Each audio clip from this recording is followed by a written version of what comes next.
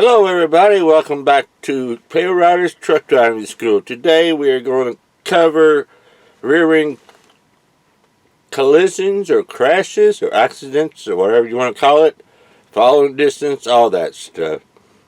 I have noticed, I don't know if it's just me or what's going on, everybody seems to be in such a hurry these days. I'm talking about you truck drivers tailgating, following too close. Don't you know your proper following distance? Well, you should. Don't be tailgating. It don't take long. Somebody slam on the brakes, you're going to be running right over. So they get in your way. Back out of it a little bit. Give them a break. We already got a bad enough reputation out here. We don't need people riding up in their mirrors with a four-wheel in front of you. Family on vacation or something. Alright, let's get started. Rear end crashes are one of the leading causes of severe injuries and fatalities. Accident investigations have revealed that 4 causational factors are common components in a rear end crash. They are following distance, speed, driver inattention or distraction, and improper reaction. The first component listed is following distance. Now this is what I'm talking about right here. Many suggestions are made about how to keep proper following distance, estimating distance by 2 tractor trailer lengths, 7 car lengths, a football field, or by experience. Other suggestions involve time such as 2 seconds, 4 seconds, 6 seconds, 8 seconds, and so on. One thing is clear though, there are many ideas about how to maintain a proper following distance. When this topic is discussed, many drivers point out that estimating time, counting seconds, is a much more accurate way to estimate distance. Physics tell us that miles per hour multiplied by 1.5 equals approximate feet traveled per second. So at 10 miles an hour, a truck is traveling approximately 15 feet per second. Calculate it by taking 10 times 1.5. 20 miles per hour is equivalent to 30 feet per second.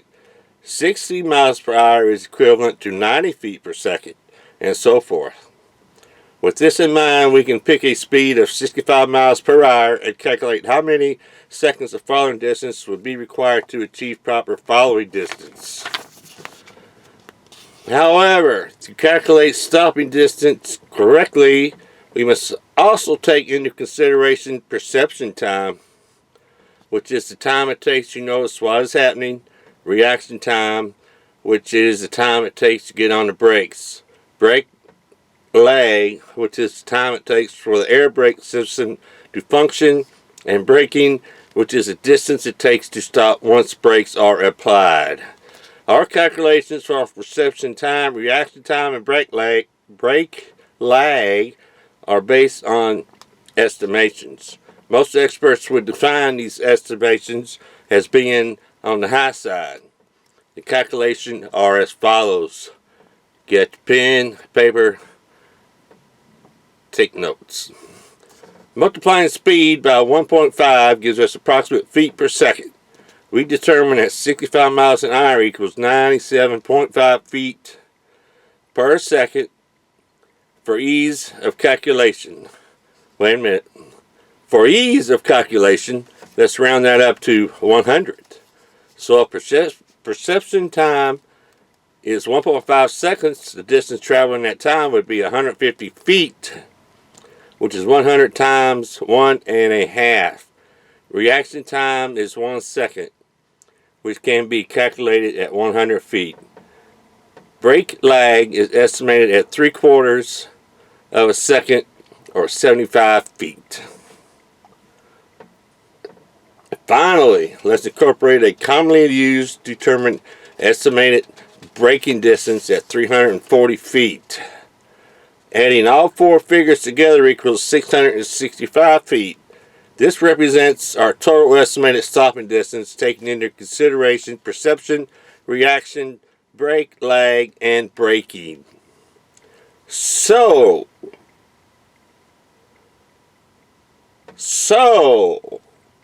how much distance is needed to provide enough space to avoid a rear end crash. For components, 4 components are used to make this determination: seconds, interval, auto stopping, distance, and potential impact, which that's not good. Auto stopping distance is estimated at 150 feet. This may seem short. It represents a modern automobile equipped with radial tires and analog disc brakes. And remember, by the time we notice the brake lights, the auto is already beginning to stop. So with a 1 second following distance, the interval produced would be approximately 100 feet. Adding 150 feet of auto stopping distance gives us 250 feet. With a total truck stopping distance of 665 feet, impact would occur at 250 feet. 2 seconds would provide a 200-foot following interval. Adding the auto stopping distance of 150 feet, and our potential impact occurs at 350 feet. 3 seconds would provide a 300 feet following interval. Adding the auto stopping distance of 150 feet and our potential impact occurs at 450 feet. Alright, this goes on for so many seconds. I'm going to skip on down. The picture changes at 6 seconds. The following interval is 600 feet. Add 150 feet for auto stopping, and we have 750 feet.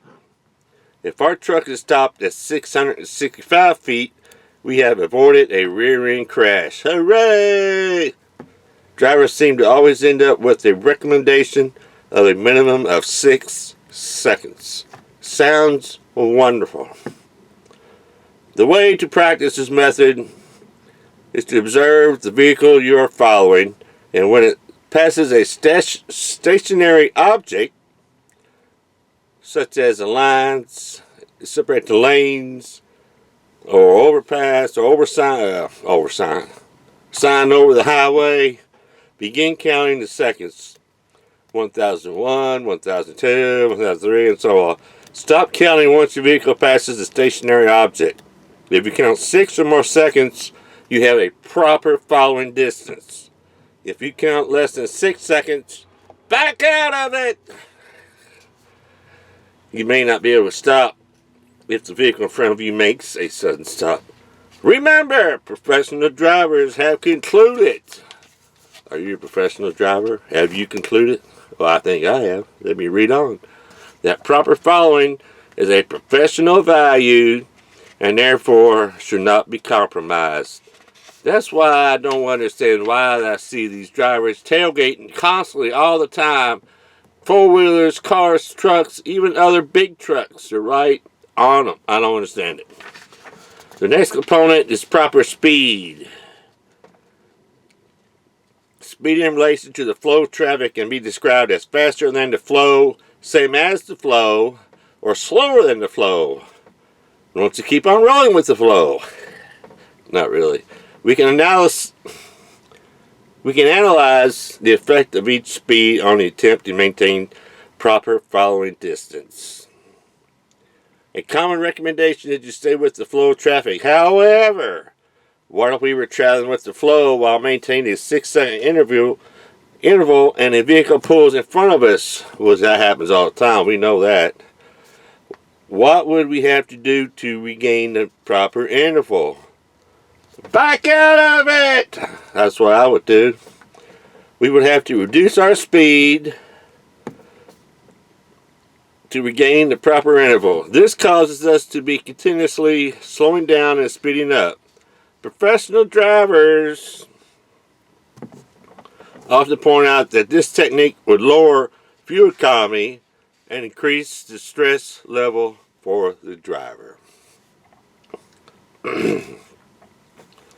The last consideration is to drive slightly slower than the flow of traffic. Professional drivers observe that this technique tends to keep traffic flowing past the vehicle. If another vehicle passes or pulls into their lane, that vehicle would most likely move away and the proper following distance would be restored. Professional drivers unanimously endorse traveling 2 to 3 miles per hour slower than the flow of traffic as proper speed for traffic conditions. Unanimously, no. The third component listed as a cause of rear-end crashes was inattention and or distraction. This might be a distraction, you think? Alright, where was I? Professional drivers point out that when traffic is ahead, there's no time to look anywhere except straight ahead. At 65 miles per hour, a truck is traveling around 100 feet per second. If we have a 6-second following distance and look away for 2 seconds, we travel 200 feet. 200 feet! If a vehicle already suddenly stops as we looked away, the result could be disastrous. You were right about that. A unanimous, here's that word again, unanimous recommendation from professional drivers is to avoid looking away from the road ahead. Pretty good unanimous decision there, professional drivers. I like that one. Window and mirror checks should be done with a quick glance. You know, never gaze too long in that mirror. Just boop, boom, boop, boom, make sure. Finally, the last component list says a cause of rear-end crashes is proper reaction. And this, let's see. Here's a driver that made a statement or something. Let's see what this says. I was traveling on a 4-lane divided highway in the right lane at about 60 miles an hour. Suddenly, there were brake lights ahead in my lane. I checked my left mirror to see if the left lane was clear so I could move over. There were 2 cars coming up alongside the trailer. I looked ahead and traffic was still stopping. I hit the brakes but was unable to stop in time.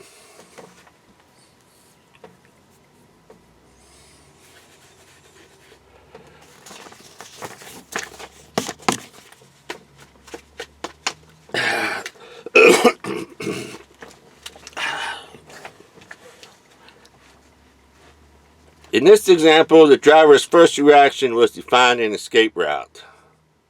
You think? The problem is the time it took to realize that there was no escape route. He took away the time needed to get stopped. That's exactly what I was saying. He should have started slowing down first and getting stopped and worry about getting over later. So rather than finding an escape route, the first proper reaction to traffic braking ahead is to get off the power and get on the brakes. We can now expand on 4 of the essentials. What? Maintain proper following distance, 6-second minimum. I like 7. Maintain proper speed, 2 to 3 miles less than the flow of traffic. Be attentive, avoid distractions. Mirror check should be a quick glance. Proper reaction, get off the power. In other words, get your foot off the throttle and get on the brakes. Get on the brakes. Well, I think that's it, everybody. I hope I don't know if anybody learned anything. There's a lot of numbers and mumbo jumbo stuff in there. Just 6-second minimum. I like 7, like I said. I know it's a pain in the butt when you're getting around a large city. You got all that traffic. All these people are coming in front of you. Just, you'll be out of there soon enough. You ain't going to lose that much time, if any. So, you know, do it. I just can't get over it. The tailgating I see nowadays is ridiculous. I mean, I've seen trucks that look like this far from either another car or another big truck. Right. what if something happens? They don't, if they're tailgating the big truck, that, you know, it looks like that, but I'm sure it's a lot more, but still it's too close.